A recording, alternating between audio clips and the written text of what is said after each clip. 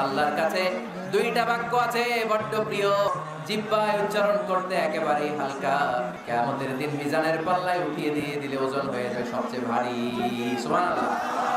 আমার নবীর কথার ওজন কত? দুইটা বাক্য, জিহ্বার পাতলা বা হালকা, আল্লাহর কাছে বড্ড, কিন্তু মিজানের পাল্লায় রেখে দিলে ওজন ভারী হয়ে যাবে।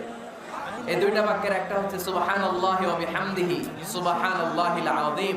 আমার সাথে সাথে আওয়াজ হয়ে পড়েন সুবহানাল্লাহি ওয়া বিহামদিহি, সুবহানাল্লাহিল আযীম। আবার পড়েন সুবহানাল্লাহি ওয়া বিহামদিহি, সুবহানাল্লাহিল আযীম। নামাজের পরে এই তাসবিহগুলো পড়ার দরকার আছে না নাই? 33 বার সুবহানাল্লাহ, 33 বার আলহামদুলিল্লাহ, 34 বার আল্লাহু আকবার পড়েন তো। এই ডান হাতের গিরায় পড়বেন, পারবেন? আব্দুল্লাহ ইবনে আমর আল-আস বলেছেন, রাআইতু রাসূলুল্লাহি সাল্লাল্লাহু আলাইহি ওয়াসাল্লাম, দেখেছি আল্লাহ রাসূল সাল্লাল্লাহু আলাইহি ওয়াসাল্লামকে ডান হাতের গিরায় তাসবিহ পড়তে। লামা ইয়াকিদু আত-তাসবিহা বিয়ামিনিহি, সুবহানাল্লাহ।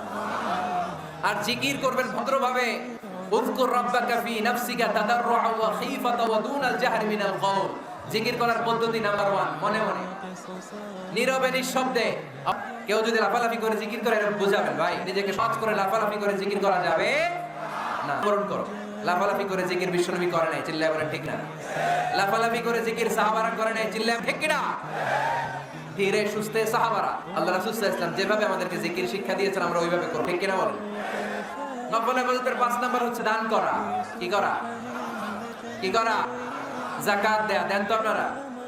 যাকাত আদায় করেন তো? দে যাকাত তোরা দে রে যাকাত, তোর দিল খুলবে পরে আগে খুলো খাত। দে যাকাত তোরা দে রে যাকাত। পড়েন আমিন।